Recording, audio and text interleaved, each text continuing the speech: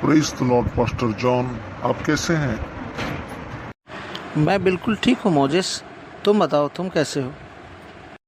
प्रभु यीशु के अनुग्रह से मैं और मेरा परिवार बिल्कुल ठीक हैं। पास्टर जॉन,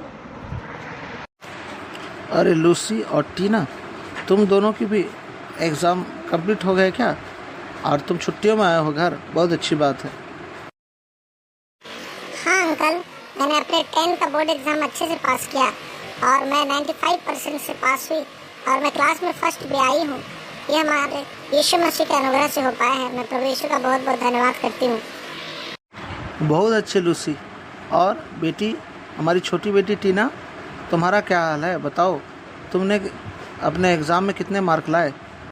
मैंने भी अपने क्लास 5th के एग्ज़ाम को अच्छे से पास किया और मैं क्लास में सेकंड आई और 85% मार्क्स से मैं पास हुई हूँ। इसमें हमारे प्रभु यीशु की महिमा हो अंकल। मैं प्रभु यीशु का धन्यवाद करती हूँ।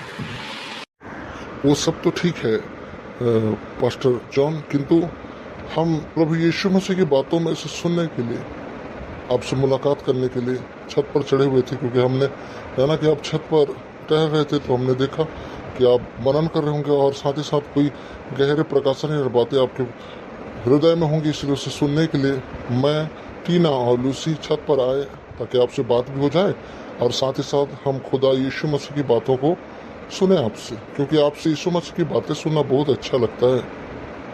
हाँ अंकल, हमें बताइए ना, प्रभु यीशु मसीह की बातों में से हम सुनना चाहते हैं। मैं और लूसी, हम दोनों प्रभु यीशु की बातें सुनने में बहुत रुचि रखते हैं। तो फिर ठीक है, सुनो।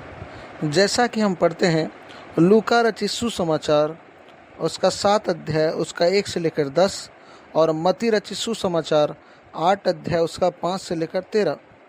यहाँ पर लिखा है एक सूबेदार का विश्वास के विषय में। हम पढ़ते हैं, जब वह लोगों से यह सारी बातें कह चुका तो कफरनहूम में आया। वहाँ किसी सूबेदार का एक दास जो उसका प्रिय था बीमारी से मरने पर था।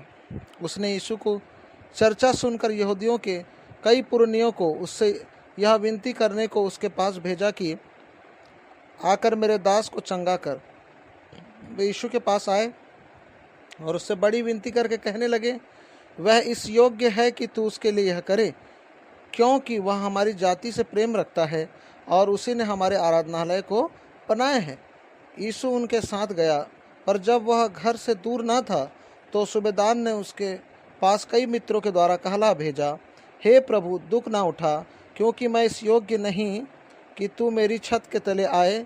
इसी कारण मैंने अपने आप को इस योग्य भी ना समझा कि तेरे पास आऊं, पर वचन ही कह दे तो मेरा सेवक चंगा हो जाएगा। मैं भी पराधीन मनुष्य हूँ और सिपाही मेरे हाथ में हैं, और जब एक को कहता हूँ जा तो वो जाता है और दूसरे से कहता हूँ आ तो आता है, और अपने किसी दास को कि यह कर तो वह उसे करता है। यह सुनकर यीशु को अचंभा हुआ और उसने मुंह फेर कर उस भीड़ से जो उसके पीछे आ रही थी कहा, मैं तुमसे कहता हूँ कि मैंने इज़राइल में भी ऐसा विश्वास नहीं पाया। और भेजे हुए लोगों ने घर लौटकर उस दास को चंगा पाया। तो इससे हमें ये बात शिक्षा मिलती है कि जो विश्वास करते हैं प्रभु यीशु पर, यीशु उनका आदर करता है और उनके लिए बड़े काम भी करता है। तो मुझे हम विश्वास करें और विश्वास के साथ चलें। और टीना और लूसी, सचमुच खुदावन हमें आगे बढ़ने में मदद करेगा। आमीन। हालेलुया, स्तुति और महिमा हो। सचमुच जॉन अंकल, आपने सही कहा। हमारा यीशु बहुत भला परमेश्वर और सर्वशक्तिमान, उसके लिए कोई भी कार्य असंभव नहीं। उसके मुंह से निकलने वाली बात के द्वारा ही सूबेदार का दास चंगा हो गया। आमीन।